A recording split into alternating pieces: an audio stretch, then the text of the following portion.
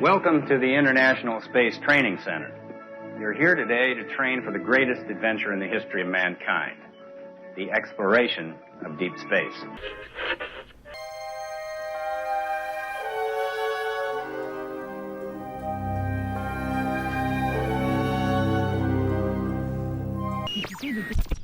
Hey, Maestro, what's with the music? Hello, hi there. Welcome to my park. How you doing?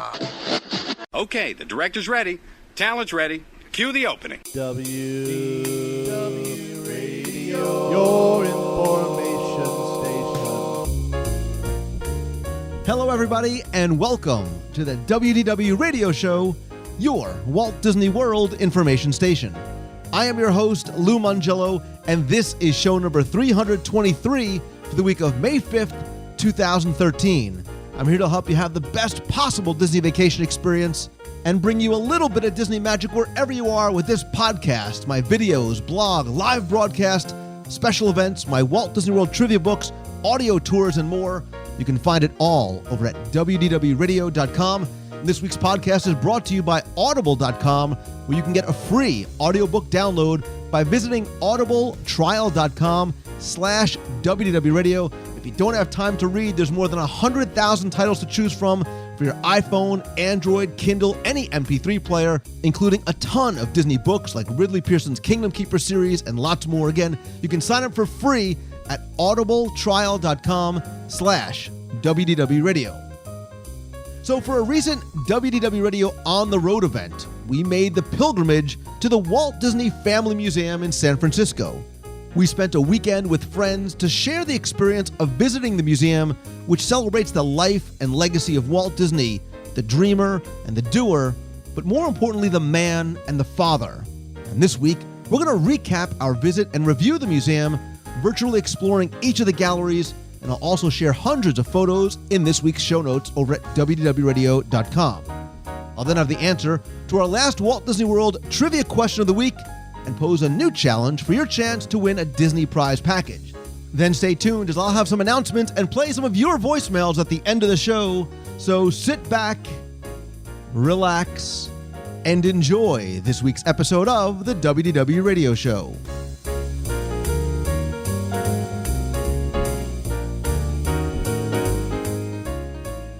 To all who come to this happy place, welcome.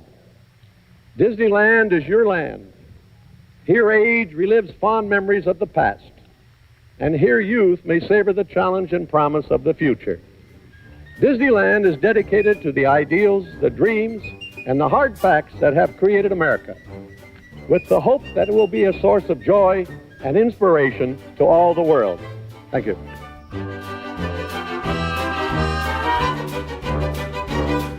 In the summer of 2009, I had the opportunity to fly out to San Francisco on business, and as it was my first time there, I wanted to be sure that I took in all the sights and, of course, the food. So I visited the Wharf, the Bamboo Room, Lombard Street, Golden Gate Park, and I really came to enjoy the city. But much of my excitement came from the chance to drive out to the Presidio, located sort of in the shadows of the Golden Gate Bridge. And why? Well, to sort of make a pilgrimage. For what I was going to see was going to open up just a few months later, but it was something very exciting for me. And even though I could only see the building's exterior, I felt I had to go to see where this place was going to be. And now, more than 3 years later, I was finally able to make the journey I had waited so long to take, but this time, I wanted to share it with my friends. So, as part of our ongoing series of WDW Radio On the Road events, where we literally take the show on the road to locations not just in Walt Disney World, but Disneyland, around the country, and at sea, one of the very first on-the-road trips I wanted to take was to the Walt Disney Family Museum. And so this week, I want to recap our journey to the museum with a few of those people who I was able to share the experience with. Once again, I need to welcome back Becky Menken from MEI and Mouse Fan Travel. Hey, Lou, how are you doing tonight? Did you not get your cue? Did you need... What? Were you waiting for a more formal introduction than that? I'm the lovely and talented Becky Menken. See, that's better. See, Sorry. I know that you're working on it, but someday you're actually going to nail it. That one was a little closer. Let me try this. The sweet and sassy Tony Caggiano. Hey! Hey, I like that. That works for me. I think that one should have been for me, honestly. But move on. All the way from Utah, Jeremy Marks. Hey, everybody. Utah, as we can see, is on a 6-second delay. And I'm praying for you to at least give me something. Michael Berrigan. Hello, everyone. Guys, ladies, I should say, and Jeremy, I want to thank you guys for joining me tonight. We had a great group of people at the museum, present company excluded, but I really wanted to try and recap for people who have never been there what not just our on the road experience was like, but really sort of talk about the museum itself, because I think a lot of people either A, don't know the museum exists, B, don't understand what it is or even where it is. They think it's right next door to Disneyland, or maybe sort of don't understand what the purpose of the museum is and what it really is all about. So I want to ask you guys and sort of start off by asking about your thoughts or your expectations of the museum before you went, right? So Becky, like, what did you know? Was it something that was on your radar? Like, what were your sort of thoughts or expectations of the museum before having gone out for the first time?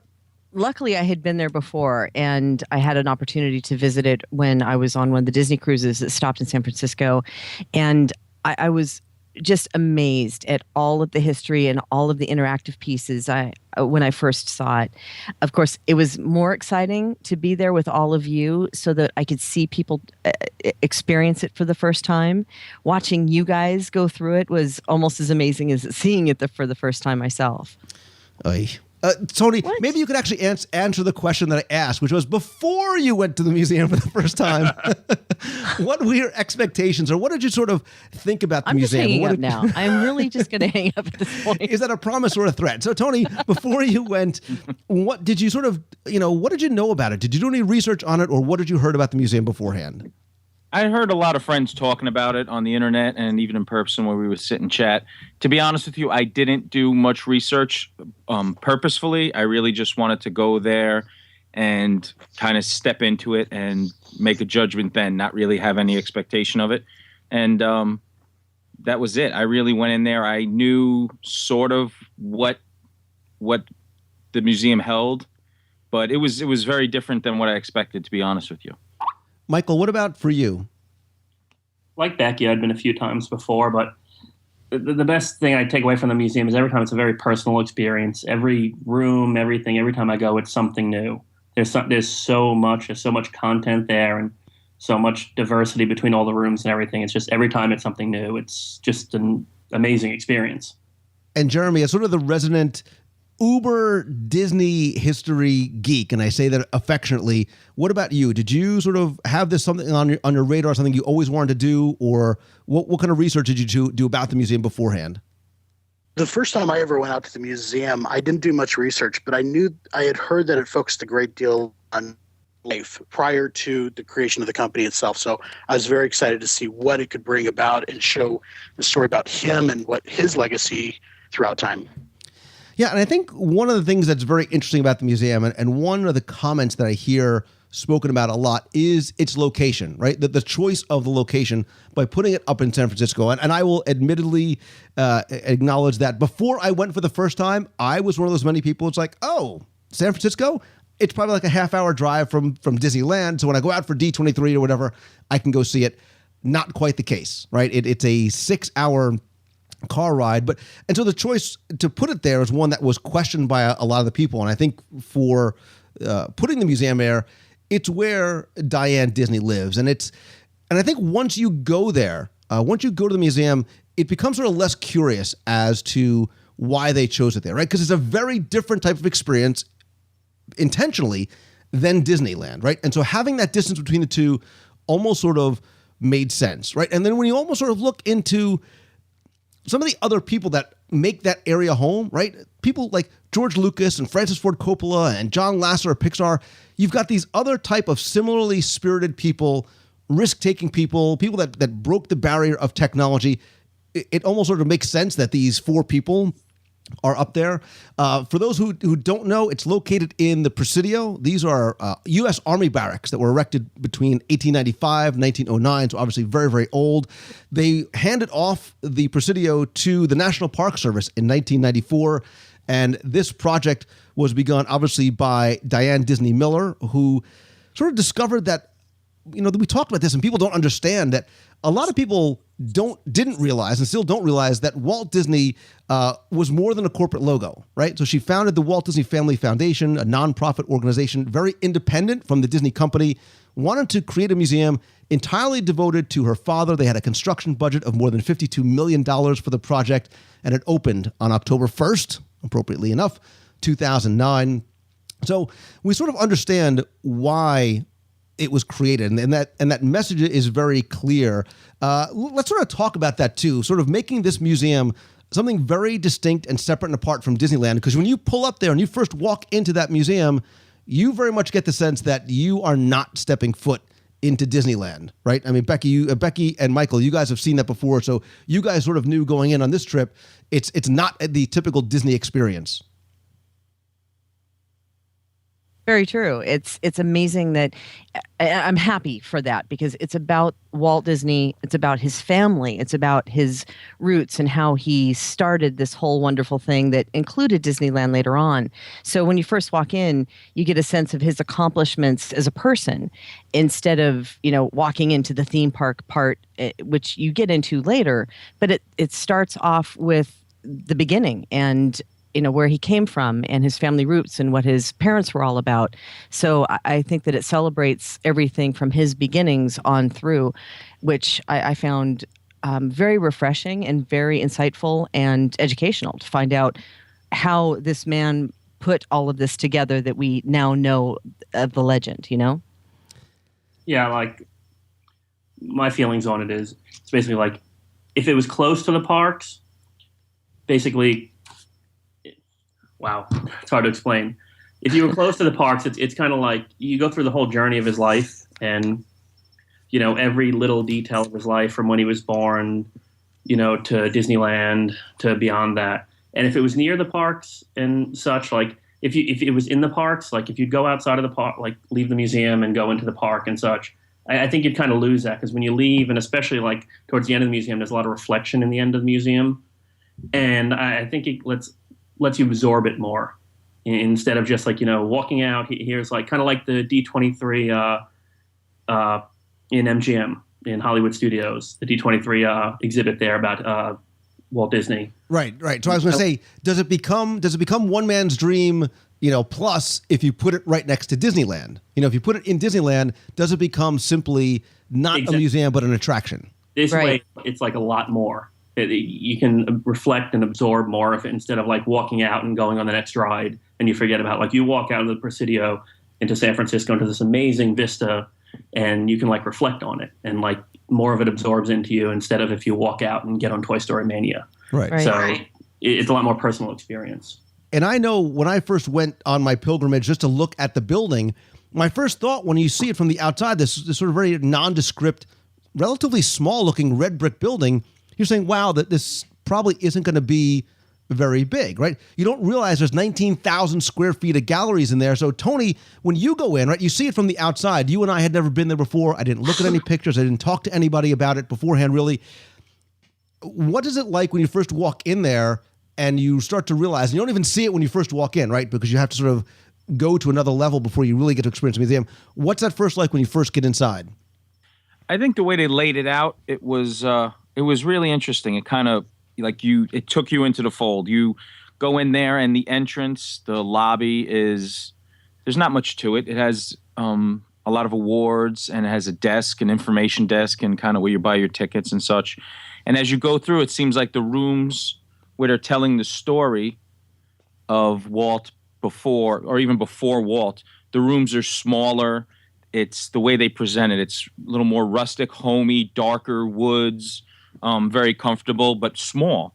And just like you did, I'm walking through and I'm like, oh, this is kind of nice. It's cute. And the rooms get bigger as you proceed on, but it's really, it's incredible once you're inside how it develops into the main hall where you're in that huge, I don't want to get ahead of myself, but it's it's beautifully laid out. I like the way it pulls you in, and start off with Walt's small beginnings, and it's really builds up through that as you go through the museum.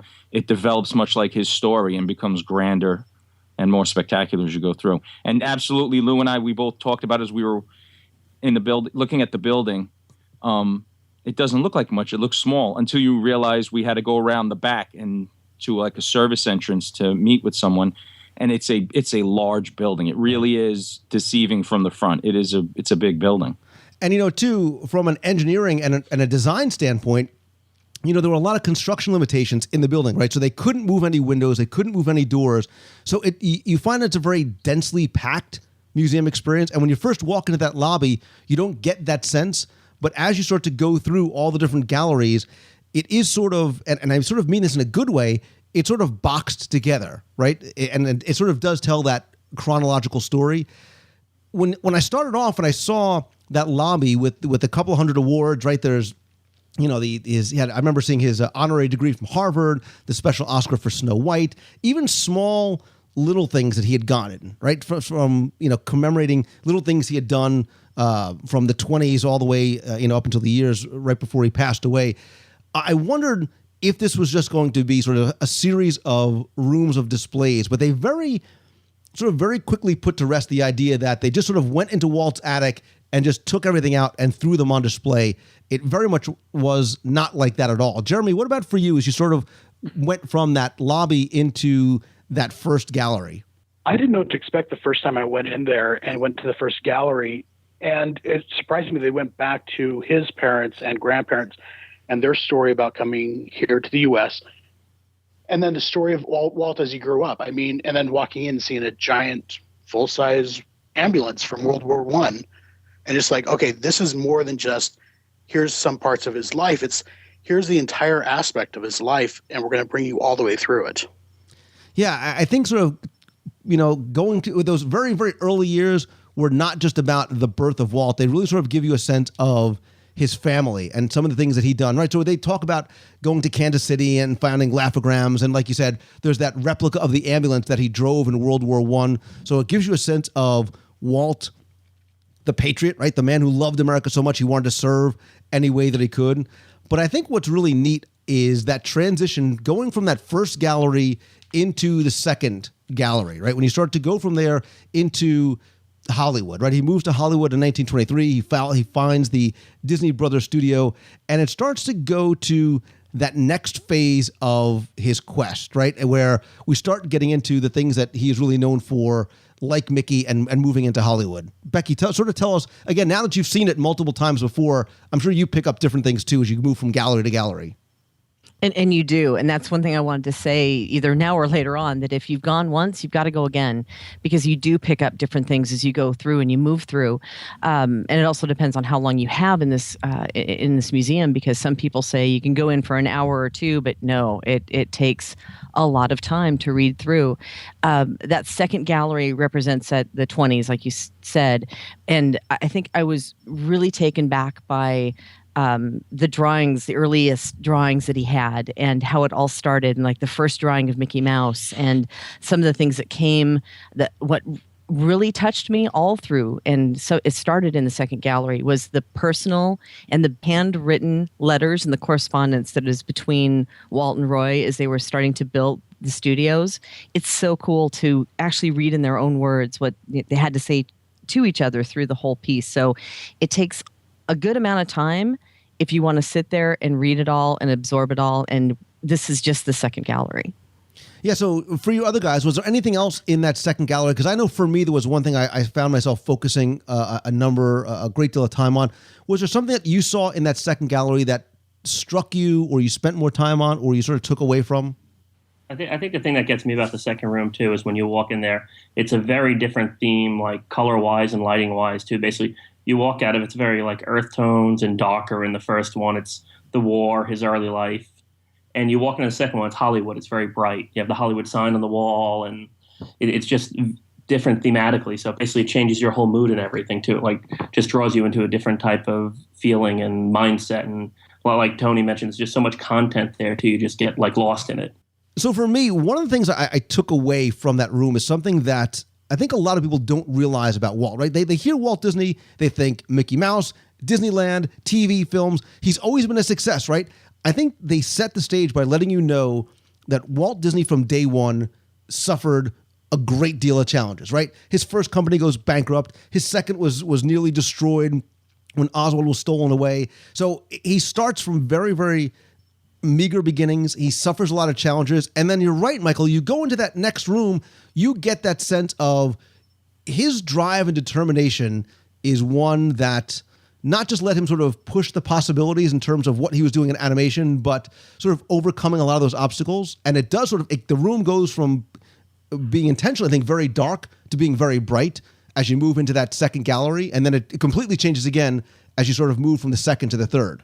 That's one thing they capture throughout the whole museum itself. I think the lighting sets the mood for each room and the tone for what they really want to convey in each room, too. They do that very well throughout the whole museum.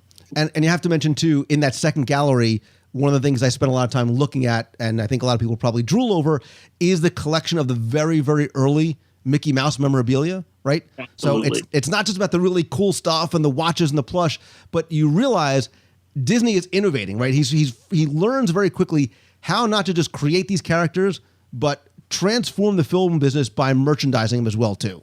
I think that one of the things I enjoyed the most in the second room, aside from obviously the early drawings of Mickey Mouse and all that other really fun stuff, was it seems like there's a large section of that second room that's dedicated to Walt's failure. And I don't want it to sound morbid or dark when you say that, but as somebody who's really a fan of researching and learning about Walt, one of his quotes, which you all know, 1,000 Walt quotes, one that really stuck with me was always the one where he says, I think it's important to have a good hard failure when you're young. And they really go into that there, where you can listen to interviews and recordings of actual people who were there as Walt was. He had business dealings with people who took advantage of him and stole some ideas and bad deals that he had made. And they really go into that.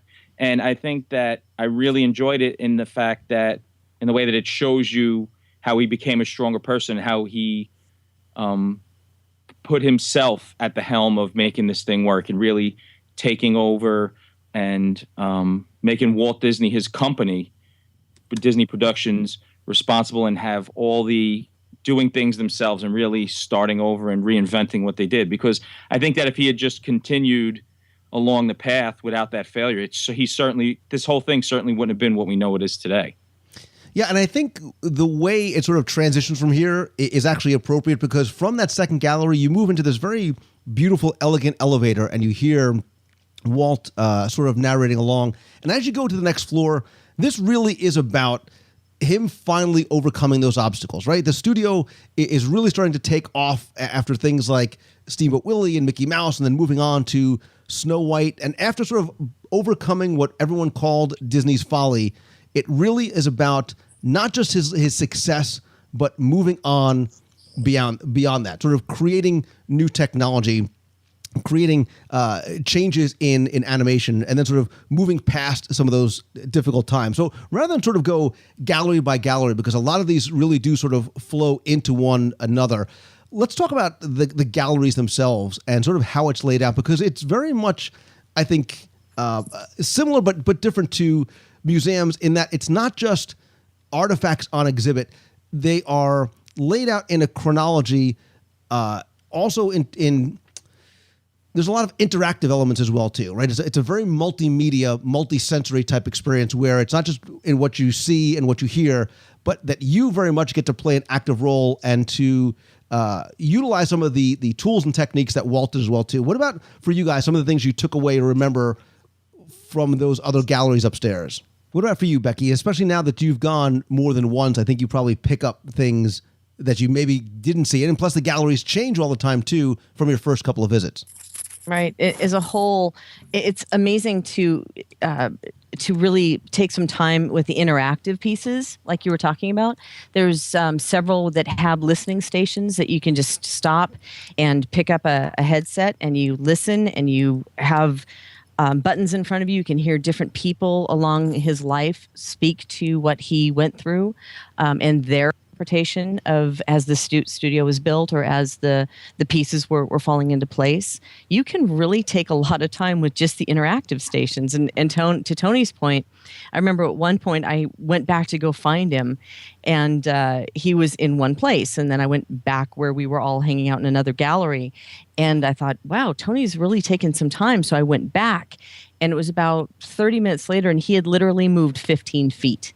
So yeah, if that tells you anything about how much you can become absorbed in just one gallery alone, just from the pieces and the interactive stuff. And as you said, some of the pieces changed. Like there were some of the interactive stations that I had not seen before, or the paint station that's in another one coming up, or the amount of time that I spent in the model room alone this time, which I didn't have the opportunity to do before. So there's a lot of things that can just suck you in, and you're going to be standing there for hours if you're not careful. Well, I remember in the one room with Steamboat Willie and Mickey Mouse, right? So in the Steamboat Willie room, there's like 350 enlargements of drawings from that cartoon on the wall, and they put it into context, right? Those 350 drawings, it's less than a minute of action. But the important thing is, again, the significance of Steamboat Willie is the first time music and what you see is coordinated by Walt, right? It helps to create this technology, and they have this station that allows you to try and match up the cymbals and the drums and the sounds and toots and the whistles along with that. And you realize, even with these very rudimentary instruments, how difficult it really is to have done that, and what a sort of a leap that was going back, to the early 20s. I think one of the galleries that I always get sucked into the most when I go there, I always end up spending the most time there, when you come around the corner from the multiplane camera display, and you have the whole time period when the communist threat and the strike was going on, and World War II, and all the stuff he did during World War II. For some reason, that always just draws me in. The Victory Through Air Power, the Winged Scourge stuff he did for the U.S. Army, that's always the place. So much documentation, stuff I hadn't seen in the past. That's the one gallery that always really gets me. What about for you, Jeremy? They did mention, though, when you're talking about the galleries changing out and things like that, they did mention, though, that there's what we have in the galleries to look at is a very, very small collection. So we're lucky enough for them to be able to rotate these things in and out on a continual basis to keep us going back to see more of this information. Right. I think that she said what is on display is 10% of what they have curated, right? So they are able to swap out a lot, and you can only imagine what doesn't make the cut, right? What doesn't actually make it out there. And Michael, to your point, like that's one of the things that I liked. This is not a rose-colored glasses, image of Walt Disney and his life, right? Everything was not rosy along the way. And actually, if you look around the exterior, the way the galleries are laid out, on the exterior walls, you find, images and quotes that are very personal, right? They come directly from the Disney family about the family life that was going on along the way. This is not just his business. This is very personal, right? It very much comes from the family. So you're following along in his personal journey and the trials and tribulations that they have. And I was very, very happy that in, I think it's gallery 6 or so, right? The late 30s, mid 40s, they talk about what is a very, very tough time in Walt's life, right? His parents pass away, the studio strike is going on, the military is using part of the studio as a base. So they go on to address that controversy during the animator strike of 1941, right? It was very shocking Disney. It very much changed Walt Disney and sort of the direction of the company, right? And, there was the House Un-American Activities Committee. So a lot of the stuff that was very difficult was going on is still dressed. Like they don't sort of ignore the 800-pound gorilla in the room. Right. And I remember that there was actually somebody, one of the visitors that was standing there, they spent a lot of time soaking in that the whole time during the strike period, which was a very dark time. And they kind of walked away, and I heard her say to whoever she was with, I'm really amazed that they put this in here because it was such a dark piece of history. So it kind of goes back to the point again that it's including every aspect of his life and what it took to build what we know today. That's one of the nice aspects of it not being, completely run by the company itself, too, because they're not going to gloss over the parts of history that, aren't terribly pleasant. Right. Right. And I'm sure that it's these types of things that also had a huge impact on the family as well, not just Walt, but the family as they were growing up and seeing all of this happen to their father and their husband. It must have been pretty traumatic. Well, that's the key with the whole thing, too. It's like, this was Walt Disney. This wasn't some, faceless corporation. It was basically Walt Disney's life. Yeah, but the thing that's good, too, is that the items that are in the museum are not just curated from the Disney family themselves, too, right? You obviously, in order to tell the story of Walt Disney, you need materials and copyrighted images that are on loan either from the Disney company or other people, right? Whether they're animators, where some of the 9 old men had contributed to a scrapbook, right? I remember sort of the hippos from Fantasia. Well, how about the one gallery where they have the multiplane camera? They also have that giant notebook. It's the Herman Schultes notebook, right? He sort of was the technician in the camera effects department. He sort of showed how images were produced for Pinocchio and Fantasia. And this is a good point to talk about the use of technology, right? This is not just a static museum. There's this animated display of the book that is actually sort of a touch screen, a touch table. So you can sort of turn the pages and really sort of interact with this book that's on display that you can't turn the pages of, but there's a digital version of it as well, too. And there's a lot of those high-tech displays there as well, through the galleries as well, too.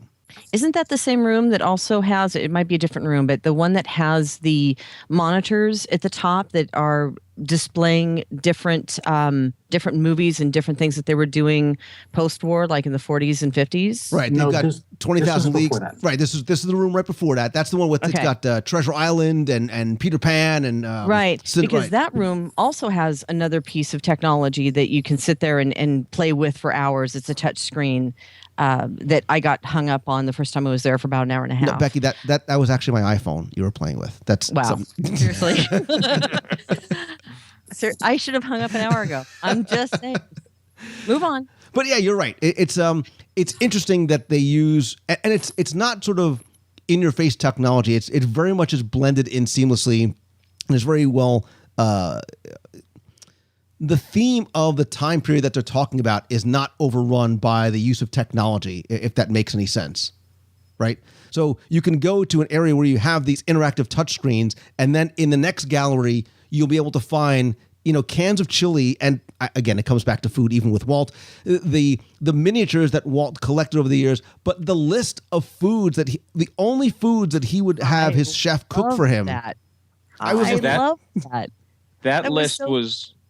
Yeah, that was one of the highlights of the whole museum. I mean, it says the little blurb about how Lillian was having the chef cook fancy dinners and everything, and then there's this note which says, it's like, I like chicken breast with gravy, I like a pork chop with gravy, I like a piece of meatloaf with gravy. I mean, it was meat, and then on the bottom in big bold with the star next to it is no more than one vegetable with any meal. And I'm just laughing, thinking about me and my own wife.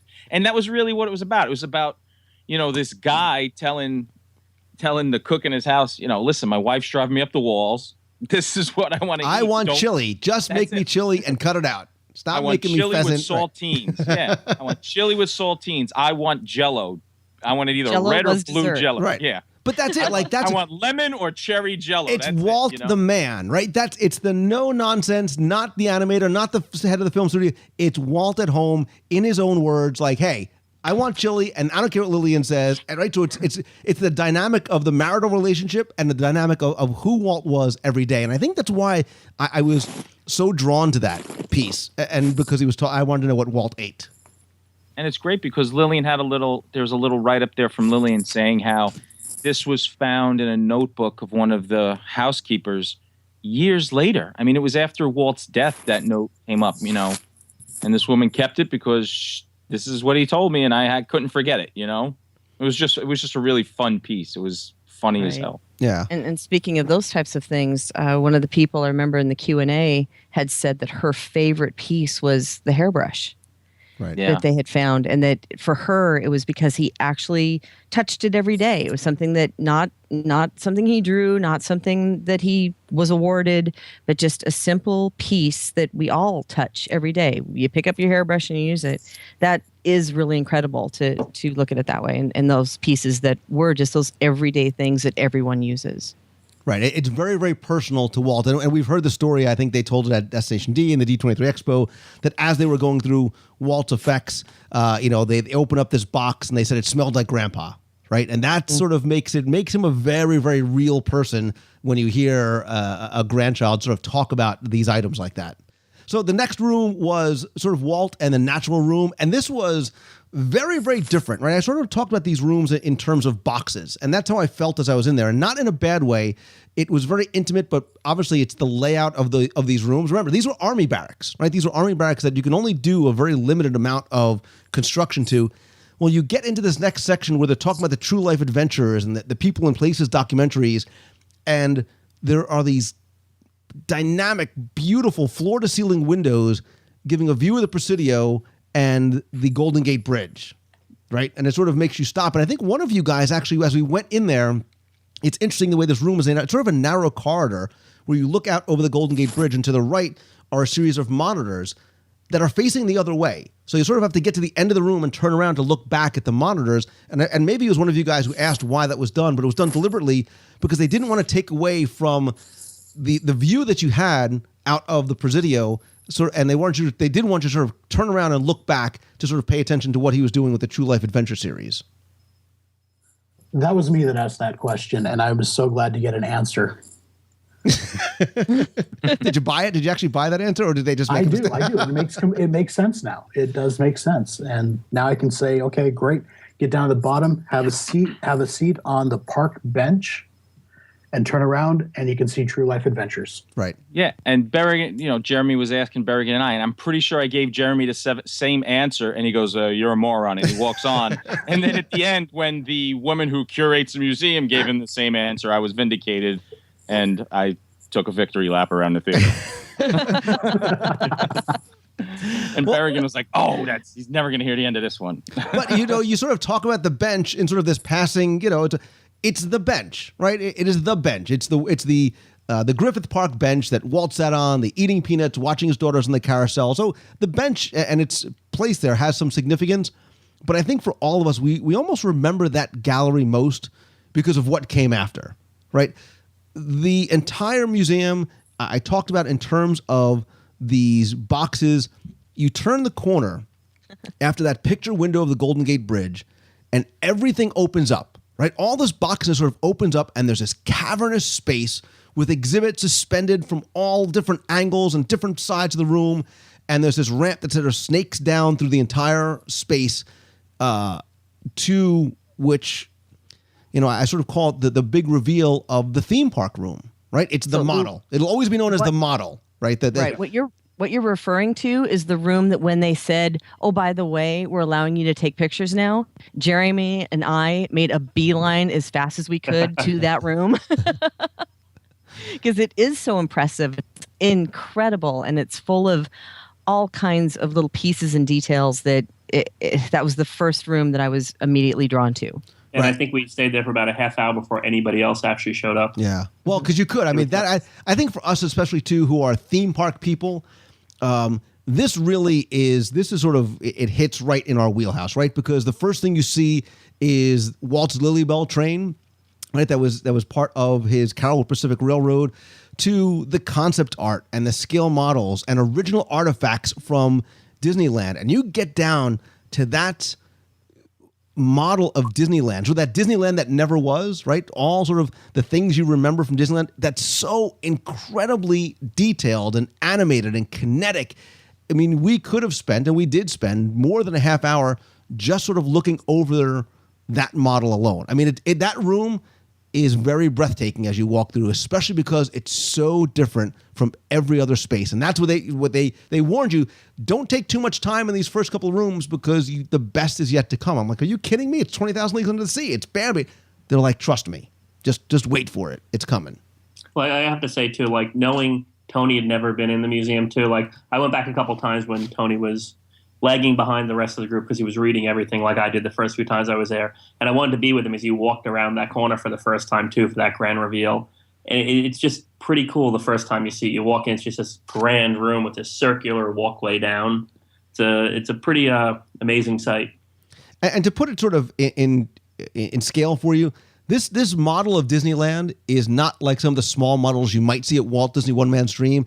I think they said it's 14 or 15 foot in diameter, and it's sort of it's the perfect Disneyland, right? It's sort of Disneyland past and present. It's the iconic attractions and things that maybe aren't there anymore that you may remember.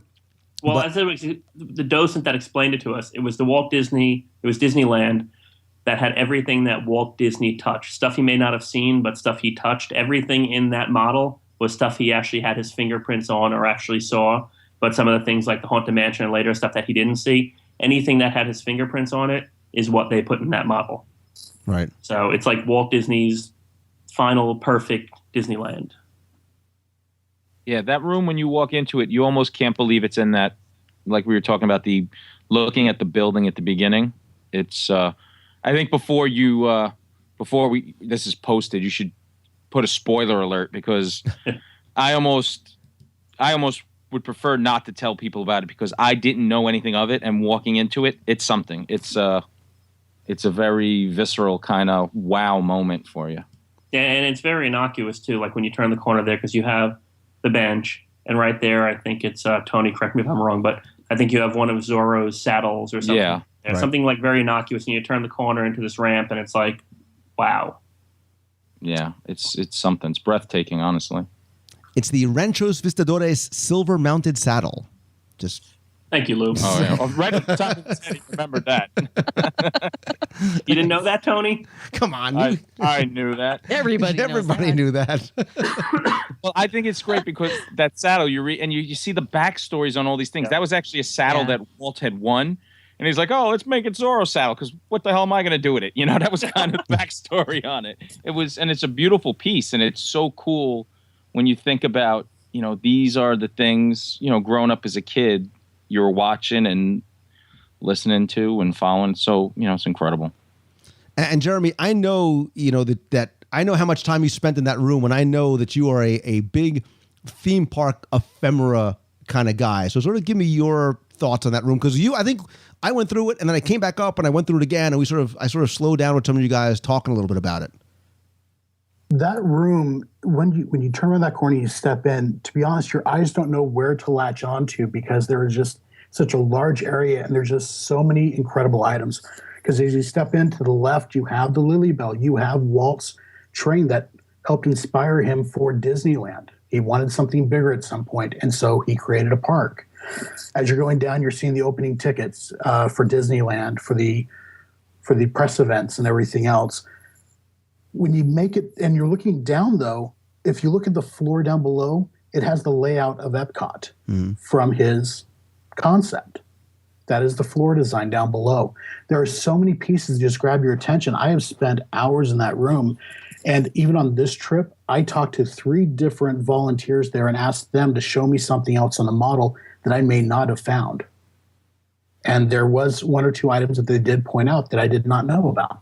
Yeah, and to that point, the people who work at the museum are very, very knowledgeable, very, very helpful, and they really help to help your personal experience, because if you do have questions, they're able to answer it for you, right? They're able to help tell and sort of connect the dots and tell a story about all that as well too. And you know, this room, you know, we keep talking about it being so different, so sort of cavernous in size, and again, it sort of follows chronology because you're going from Disneyland to his visions of Epcot, right? You know, you're going to Carousel, you're going to the World's Fair and Carousel Progress, and sort of his vision for Epcot, and you sort of almost, you kind of forget about where you're going, right? You forget about where you are time-wise, right? You're so excited about everything that you're seeing here and how amazing this is, and you're thinking about Epcot, and let's quickly talk technology again. You have some of the cameras that are used. Dick Van Dyke sort of appears as a hologram, helping to explain it. So now it's not just plaques that you're reading in front, but it's touch screens. It's Dick Van Dyke, and it's singing and dancing. But as you start to sort of walk past this room, until you get to the next room, you almost sort of forget. You're so on this sort of high about what you've seen and what you are seeing that as you reach the second to the last and then the final room, your experience very much changes. And this is what everybody sort of warned me about, right? They said there's things that are going to blow you away. It's awesome. The nostalgic in you and the collector in you is going to freak out, and you're going to see this huge room, and then get ready for the end. Get ready for it, right? Because those last two rooms are, not just about the things that he was creating and things he was working on, but it starts to get to remembering Walt Disney. And so tell me about that transition for you guys. Becky, go first. Sort of that going from, the big screen and beyond, we're in the 60s, everything's great, thinking about Epcot Center, to moving into what you sort of need to emotionally prepare for. And I know that sounds like I'm being overly dramatic, but you're so right, because going from that room, I had no idea to prepare for it. And it's a good thing to know, honestly, because if you don't have tissues in your pocket, you might be caught a little off guard. You're going from the experience of Walt in his life, but you're then moving to his death and how the world viewed his passing and everything that led up to his passing. And it's a very emotional transition, because after you've walked out of the model room and you've gone past the Olympic torch and you've learned about everything that he was doing there and the other projects that he had going and what the world would be looking forward to him creating and seeing through, and you're walking past the Mary Poppins display, and of course we saw the whole thing where they were going in for the premiere, and you go down a hallway, and then all of a sudden the colors change, and it goes from this bright colors and light palette and beautiful thing to just gray. And then you read pictures and stories about all of a sudden he wasn't feeling so well. When you work past that room, you go into another area where there's a small television, and it has a news report that Walt Disney had died. And when you walk into that room, it's so emotionally draining. The first time I was in there, I felt like I couldn't move. In a way, I felt like I couldn't breathe.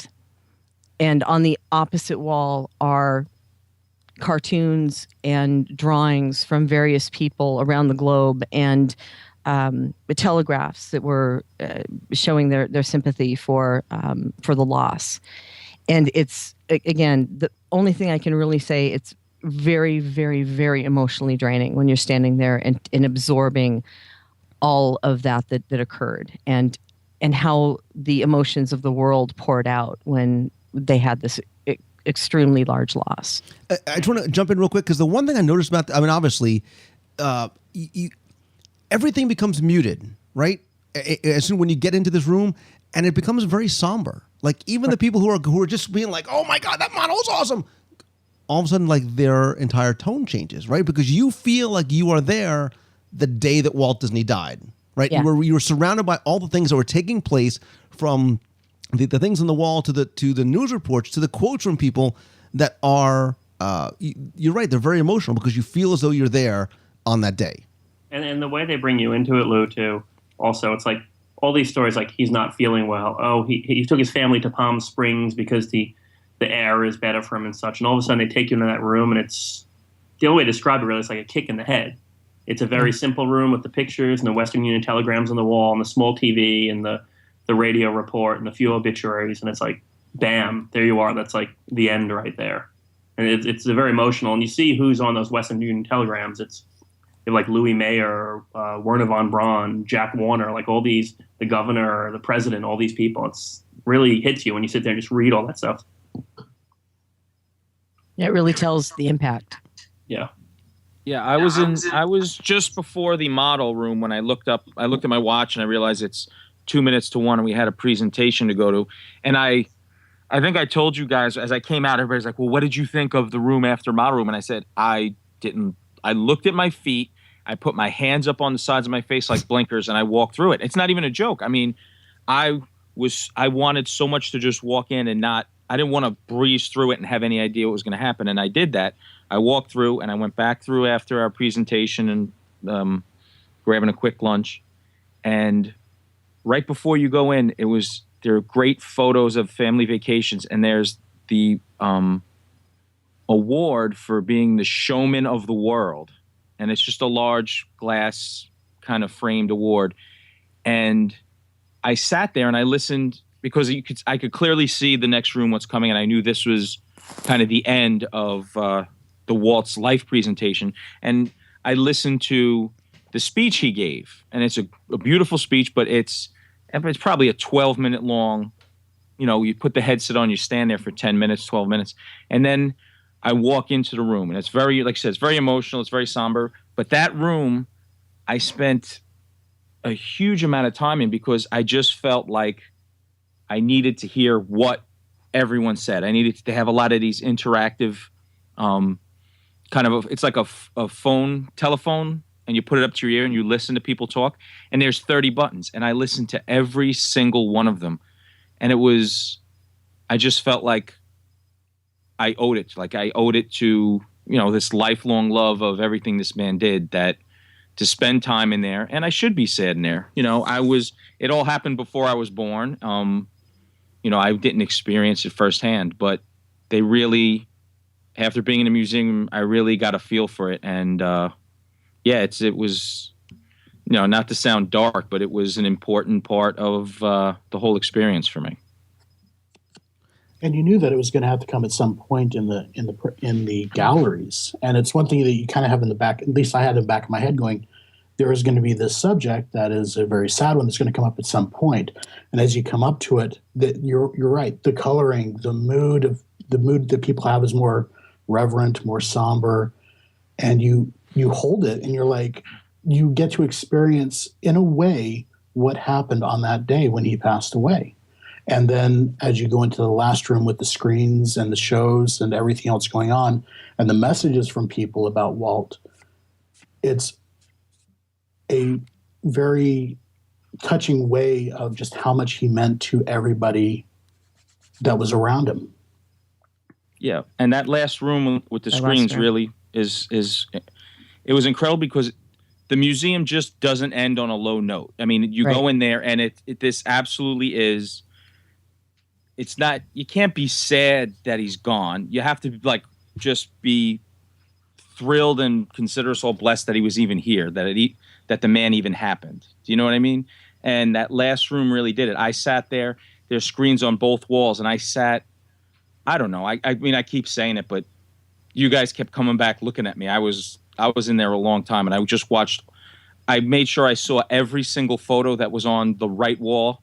Then I turned around on the bench and I looked at the left wall and I made sure that I read every quote. And, it takes a while. There's so much there that I hope people don't just breeze through that last room, because that really wraps it all up for you. It brings it back and tells you, listen, this was an exceptional person who the likes of which will doubtfully ever walk the earth again. And and it really made you realize you leave invigorated. It's awesome. That final room that you're talking about, when you walk into it after you've gone through the room that's gray and you've got the TV, this is that last one you're talking about. Yep. In that room, the colors are still somewhat muted, but it's also brought up. The lighting's brought up. The mood is brought up in that room. And I think it's a really fitting tribute because, like you said, both sides of the wall are displaying different things in different aspects of his career and his life. And it has everything from family photos to pictures of his parents to his childhood. And on the other side, you also pick up some of the drawings and some of the movie stuff and other things that happen. And if you sit in the bench in the middle and just take that all in, it's kind of a celebration of everything he was. And it's a great way to end your experience. And I think that's one of the best parts of it, too. The last room is so simple. It's just 2 video screens, 2 large walls, and just a bench. And you can just sit there and reflect. I think that's what's so nice about that last room. Yeah, I sort of felt that when I was in the second to last room, it's that sense of, look, if you were alive during a lot of these times, right? When Kennedy was shot, when Walt Disney died, when all these important deaths happened, everybody says, well, you remember where you were when this happened. It sort of gave you the sense that you felt as though you were there, right? And then, like you guys said, that next room I felt was very, very different because even though it was very sort of stark in color, it was meant to be celebratory. And and when I walked away, I was like, this is the reflection room. Like, you're not reflecting just on what you saw in terms of things in the museum, but you are reflecting on Walt Disney and his impact and his lifetime and his legacy that is sort of carried on, because those quotes are there from other people who have carried on Walt's legacy, or whose life his life has very much impacted, right? So it very much was meant to reflect, like you said, Becky, in a celebratory kind of way, not in a sad kind of way.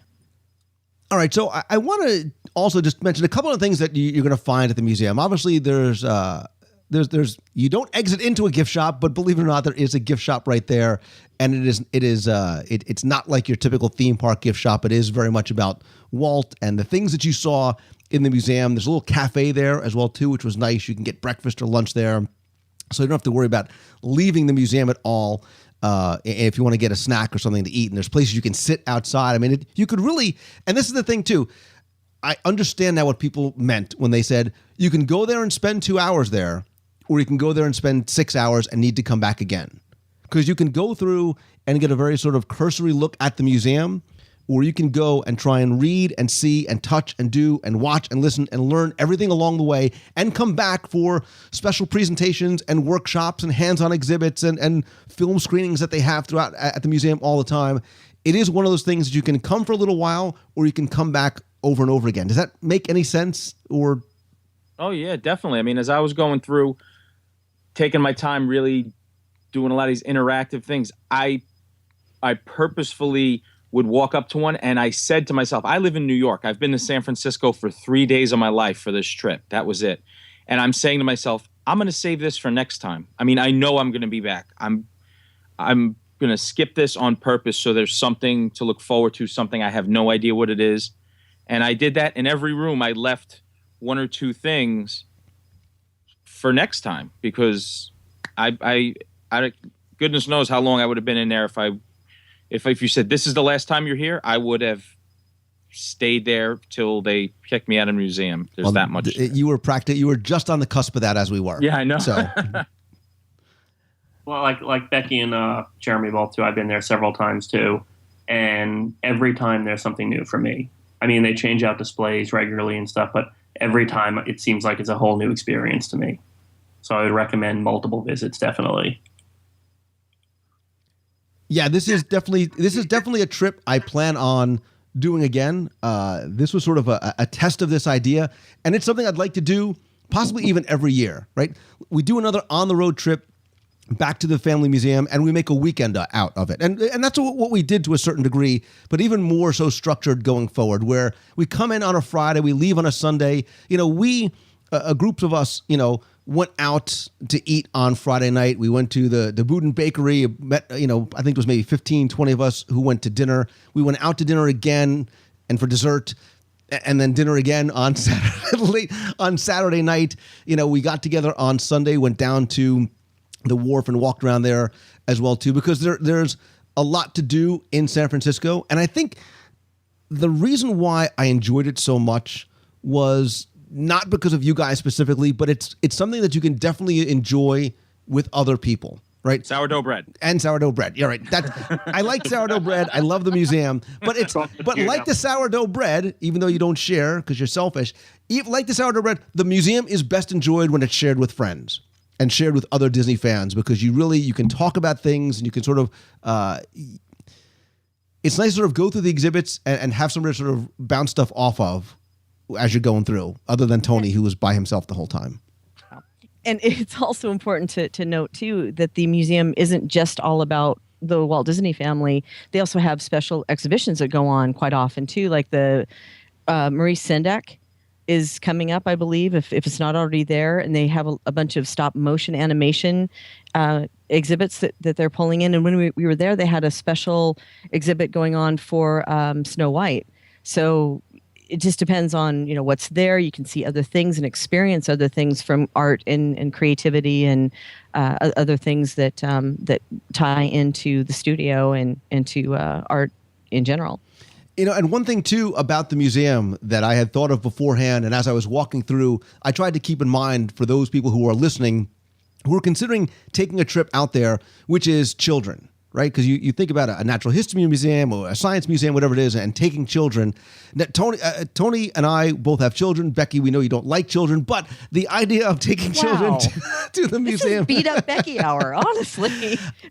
Just wait. I thought about it in terms of taking my kids who are 7 and 9 years old. Tony, I know your kids are a little bit younger.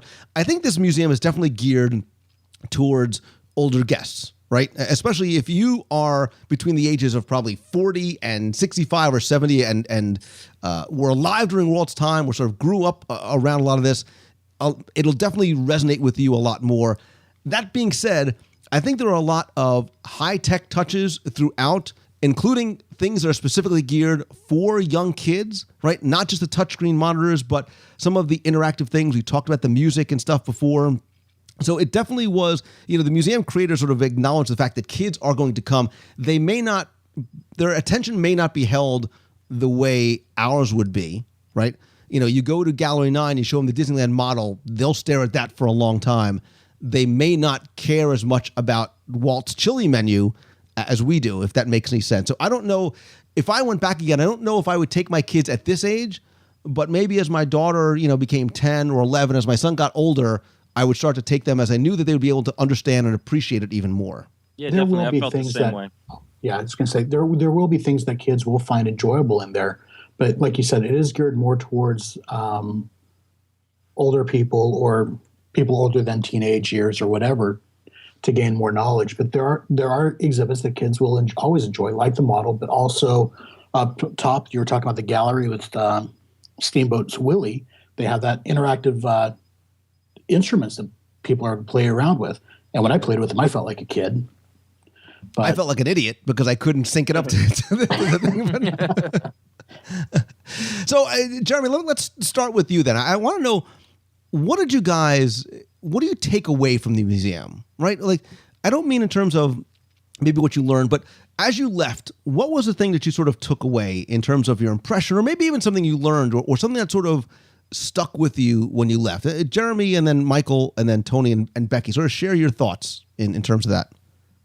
Going to the museum brings Walt around as a person rather than just as an icon of a company. We see aspects of his life, good and bad. Diane did not hold that back at all, as you pointed out earlier. We get to see just different aspects of his life, from how he was with his family to how he was with the company, with employees, what his dreams were, what worked out, what didn't. And we got a glimpse of who he really was, which is what Diane wanted. Michael, what about for you? Jeremy stole my thunder a bit too, but it's basically to a degree what Jeremy said too. It's basically you get to learn more about him from the family side of it, more than from the corporate side. If it was a museum done by the company, it's very family oriented. It's very emotional, and it's something that I want to revisit every time I go back to San Francisco. Tony, what about you? Yeah, I think that the guys both summed it up, because I think we're all huge fans of Disney and what they do, but maybe even more so of the man. And that's really what you walk away from here. If I say it this way, it sounds funny, but you think Tony Caggiano world. It sounds like go ahead and laugh. No, it's supposed to. Wow. Now listen, think about it for 1 second. It sounds absurd. You laugh. We all laugh. But when you say Walt Disney World, you think about a place. It was a man. It was this Diane's dad. I say it to my kids, and I've told them that before. If you think about that, that was her dad's name. This place is named after somebody's dad. And it just put it into perspective for me. If you say it, Lou Mangello World, Becky Mankin World, it sounds funny. It was absolutely the name of a single man, a person born, he was a kid and everything, just like we did, had family, had a wife, had troubles, was sick. It was a guy. And for me, I was going to tell you, you said Tony Caggiano World, and I thought of a place, and it scared me. It really it frightened me to the point of near tears. So yeah, but if you put it, but it really puts it into perspective when you throw your name or somebody else's name in there, because up until that point you hear Walt Disney World and you just think of a place. You're not thinking that this is named for a single person. You know, the company is Disney and it's become a whole nother thing. It's way past what, you know, a single person. And for me, that's what it did. And I haven't spoken to Miss Disney Miller, but that's kind of the vibe I got. And that's from what I've read and heard. That's what she wanted to portray. And I think she nailed it. I think they really, you know, there was a lot of commentary from her, a lot of family photos, really great stuff of, you know, just of Walt Disney, or just a guy being a guy, family, and great pictures of Diane saying how she left on a vacation and, oh, we dropped the kids off with mom and dad. And, you know, that's something right there. I dropped my kids off with their grandparents and my parents, and you kind of overlook that that's what was going on there. So I could only, I would build on. I was gonna say, I can only imagine the attractions at Becky Mankin World, but go ahead. Wow. Well, Marvel would be involved. Let's see. I would say, honestly, an appreciation, like everybody said, an appreciation for the man. The man, not the corporate logo, not Walt Disney World, not Walt Disney Company, but the man who created this from bottom up with, of course, a lot of wonderful, talented people who helped him along the way. But appreciation for the man and his ups and downs, what he had to go through, his failures, as well as his triumphs, and the inspiration that one man can have this type of success, one man, one woman, and create a business from a passion, from something that you love, that can influence generations. And Disney is going to be a name that is going to be respected and appreciated well after we're all gone, and after our kids are you know, up and going to theme parks and whatever they're going to look like in the future. But to just have an appreciation that it all started with one man who literally had a dream and a passion and a love, and his family was just as important to him. And to know that the board consists of Diane Disney Miller, and like Tony said, that she's representing her family and putting her family out there for everyone to see and to understand and to appreciate. I have a very deep appreciation, that's the only word I'm going to keep saying, for them taking this step so that we could have this opportunity to learn more about the man. And the one thing, too, I take away from it, too, is looking at it, I don't see anything like this kind of industry or company or situation like this ever happening in the current world. Just the sheer force of who he was and what he was able to bring about, I don't see that happening today, just the way the corporate climate and everything has changed. You know, through the years that the company has done their best to try to keep his ideals and his vision alive, which you don't see that too often in corporate culture. It's hard to see one person doing something this massive and turning into this these days. Yeah. You know, for me, my trip to the museum was actually very timely, because at that time I was preparing to do a closing keynote presentation for a large group of executives and financial guys. And it was called Leadership Lessons Learned from Walt Disney. And I had in mind what I thought it was going to be. And when I left the museum, I radically changed my presentation, right? Because I had a new appreciation based on what I saw, right? I learned about his tough times. I learned about his faith, right? I learned about the importance of things like competition and team and continuity of purpose and always looking to improve and be unique. And the formula that Walt used for his success. But I walked away from this with what I realized out of all the quotes that we replay from Walt Disney, right? We have on our walls, we put on Facebook, whatever it may be, although Tony, your quotes are usually quite different. The one that I realized was the most important one of all, I gleaned from the museum, and I didn't realize it until after I left, right? It's not dream it and do it and keep moving forward. That's all great. The most important quote of all is that a man should never neglect his family for business. a man should never neglect his family for business, right? We learn about his relentless determination. We learn about his challenges. We learn about technology. But what we learn is the love of Walt and his family, right? The things that I pulled from here most were watching these home movies of Walt playing with his kids as if he was one of those kids, right? Playing with Sharon and Diane like he was their age, right? We talk about Disneyland being created almost out of selfishness, right? Walt wanted a place that he could play with his children, right? And the museum itself is a work of love, right?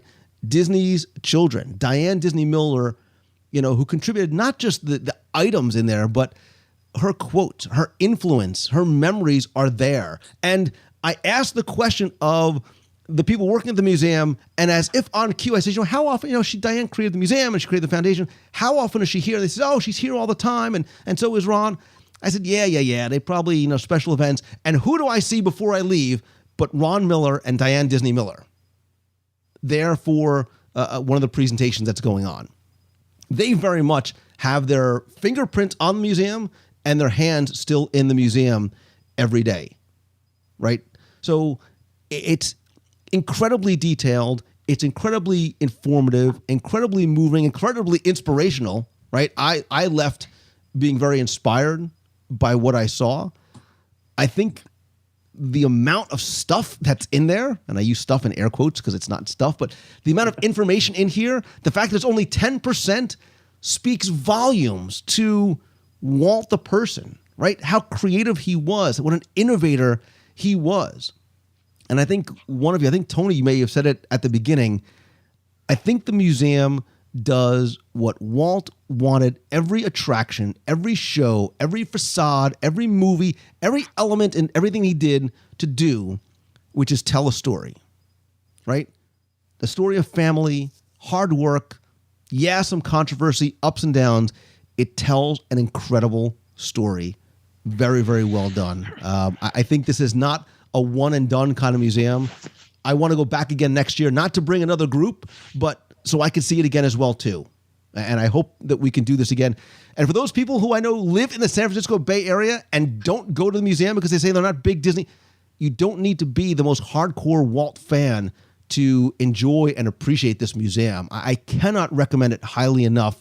It's a very different type of Disney experience, but one that I promise you will take a lot away from. And I think you'll learn a lot as well, too. It's not very expensive to go. Tickets are $20. There's discounts for seniors and students and kids. There's movie screenings. There's additional workshops. There's different things going on all the time. If you visit waltdisney.org, you can get more information. I'll put the link to the website in the show notes. In the show notes, I will also put the link to mousefantravel.com. You'll see what I did there? You like that segue? Where do you go here? Oh, because we love Becky Mankin.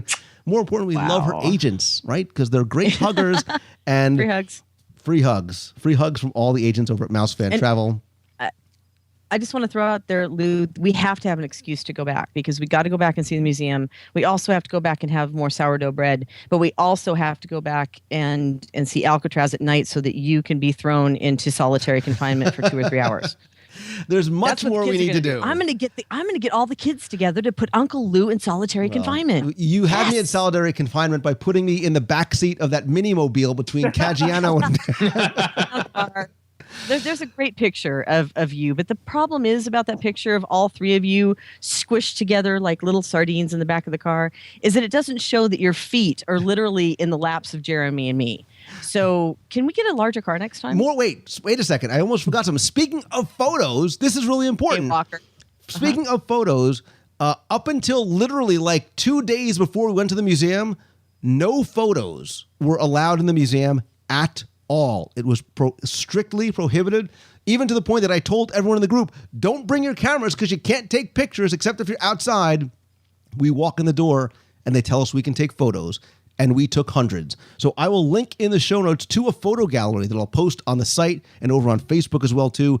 I guarantee it cannot convey accurately what this museum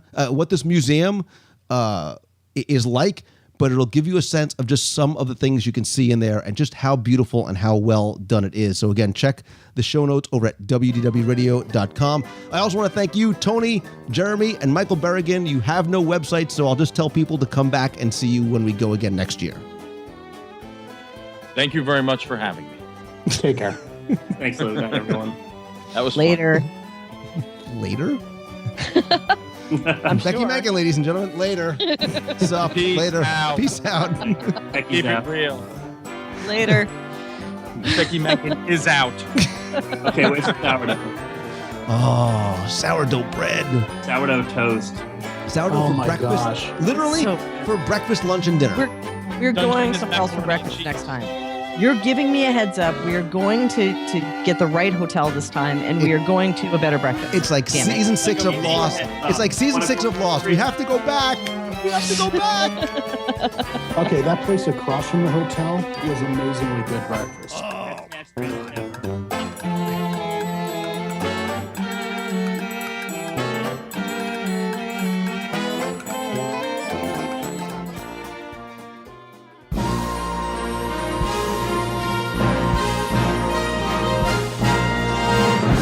It's time for our Walt Disney World Trivia Question of the Week, where I ask you to test your knowledge of Walt Disney World trivia, details, history. Maybe I'll play a sound clip or quote a line from an attraction or show, ask you to identify where in Walt Disney World you may have heard that clip.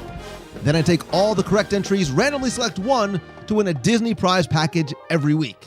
Before we get to this week's question, let's go back, review last week's, and select our winner. So last week, I didn't really have a trivia question for you per se, but again, I wanted to see how well you pay attention to what you hear, or in this case, what you may have heard. Because all you had to do last week was simply identify where in Walt Disney World you could hear or could have heard this clip.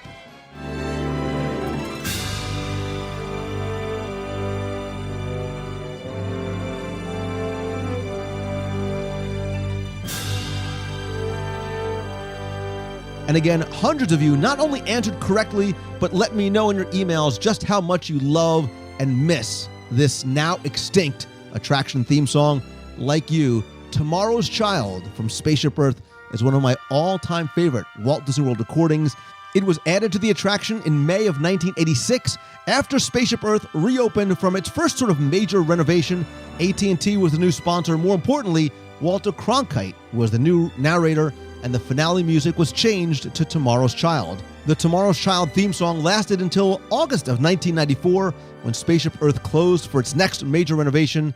A number of new scenes were added to the finale, while some of the old scenes were removed, and of course, Earth Station and the post-show closed, and Tomorrow's Child at the finale was also removed. So again, thank you, congratulations to all of you who entered. Again, you were playing for all of my audio walking tours of Walt Disney World's Magic Kingdom, which if you didn't win, you can get over at WDWRadio.com in the shop, a WDW Radio luggage tag, a button, and a few surprise items from Disney's Monstrous Summer.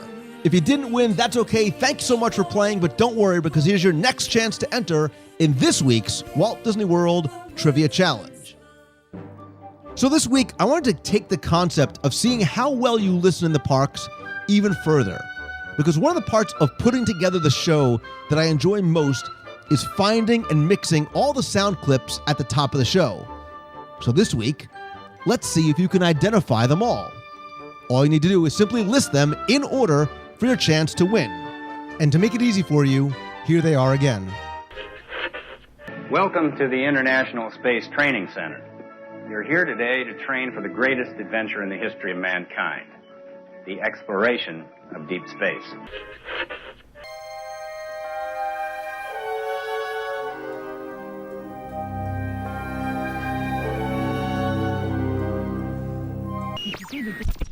Hey, Maestro, what's with the music? Hello, hi there. Welcome to my park. How you doing? Okay, the director's ready. Talent's ready. Cue the opening. You have until Sunday, May 12th at 11:59 p.m. to send your answers to contest at WDWRadio.com. Again, you're playing for all the audio tours, a luggage tag, button, a signed copy of my Walt Disney World Trivia Book Volume 2, and a mystery ticket. So good luck and have fun.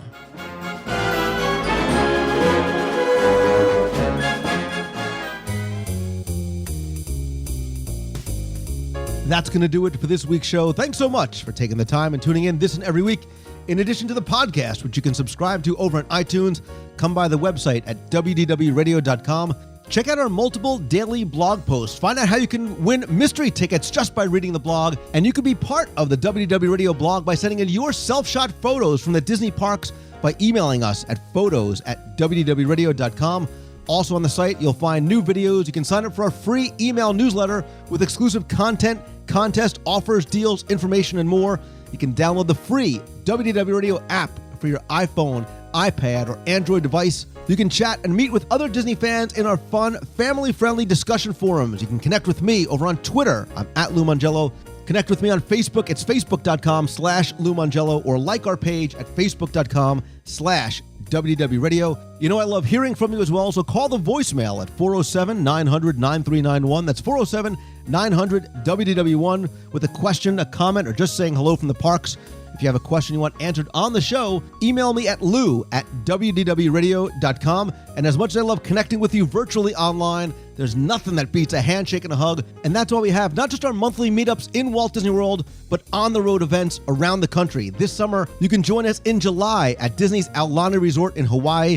Join us on the Disney Fantasy for a week-long cruise with our special guest, author Ridley Pearson, November 2nd through the 9th. I'll also be having a meetup in Toronto the first weekend in June.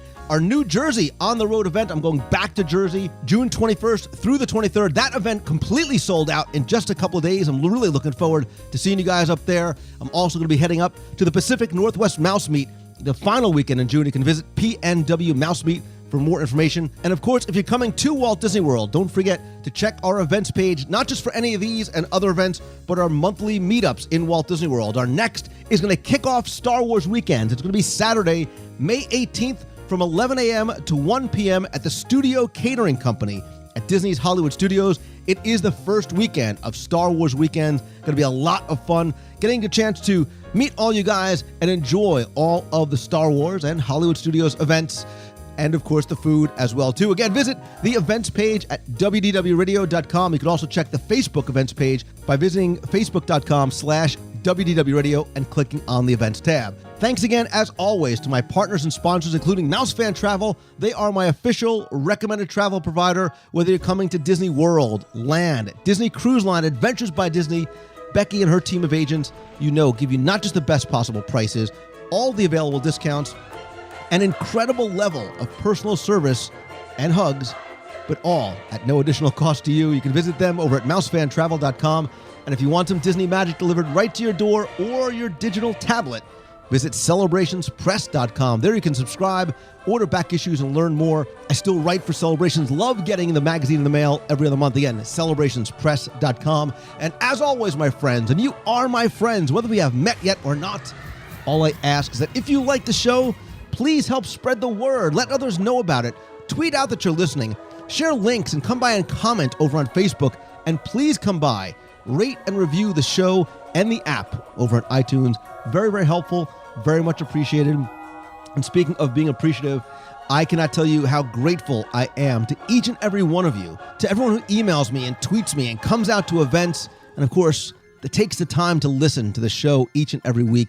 I'm so thankful that you allow me to share my passion for Disney with you in so many different ways and let me do what I love each and every day. And I want that same for you. So remember that while you can't change your destination overnight, you can change your direction right now.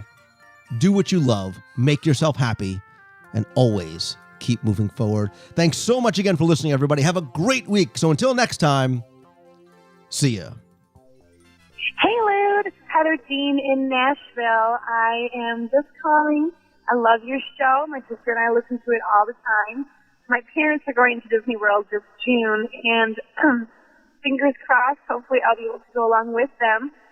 If I do go, I'm really hoping that there's going to be a meet of the month while I'm there. I would love to meet you and talk with you and just check it out, I'm so jealous of all the people that are there all the time just to come and do every meet of the month.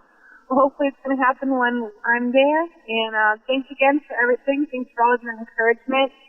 It's really great to read all your positive messages every morning on Facebook. Thanks, Lou. Bye. Hi, Lou. This is Cindy Alford in Chattanooga, Tennessee, known as Cindy Mouse 6 on the boards, and just calling in to put in a couple of words about taking small children to Disney and when do you think it's a good time. I actually took my kids when they were 3 months old because I had 4 months of maternity leave, so I went right before I had to go back to work. And so people think that that's nuts. I was also breastfeeding, but we really utilized the baby stations, and that was just wonderful. For me, it was a different experience, and I'm all about having different experiences at Disney. And for me, and my husband as well, we were able to go use all the baby stations, and the Animal Kingdoms was absolutely the best. And it was a great break, and I don't know why, but babies just sleep. The Disney era is just very different, and so it was not stressful whatsoever. It didn't get challenging until the kids were about 7 or 8 months old. So as an infant, it was nice, and they sit in their strollers, and they sleep a lot, and we had a great room at the boardwalk and watched apricot fireworks from our room. So it was very nice, but it was a great experience for us. So the experience wasn't for our infant, it was actually for us. But you said something I really tuned into because the kids and I were all listening to the podcast together, and the fact that they've been twice a year, every year since they were born, literally, it is part of their culture, part of their nature. And my twin girls, Kate and Grace, they took their first steps on the boardwalk, and we have pictures of it. And then we got a hand-drawn picture of the boardwalk as well, and we have a 3-piece picture section on our wall. And the girls are so connected to that because they knew that that's where I took my very first steps. It's like visiting your past, your history. And so I love the fact that we've created that type of anchor in history with our kids. They love it, and it's been 7 weeks since we've been on the cruise with you guys, and we're not going back till, well, we don't think we're going back until December, but we're all having Disney withdrawals right now, and it's so funny. But I loved every stage of the kids going to Disney. It didn't matter what age, 2, 3, 4 years old, even though they don't remember it, I remember it, and it was an experience for my husband and I. And so people ask me all the time, what's a good age? They want to wait and wait and wait. And I'm like, no, but you're cheating yourself out. You're cheating yourself out of the ability to see your child see Mickey for the first time. And they don't get scared of Mickey when they go back year after year. So anyway, I thought I would just chime in and hope you guys have a great summer and great trip to Alani. Wish we could go. And I look forward to seeing you again soon. Bye. You've got a friend.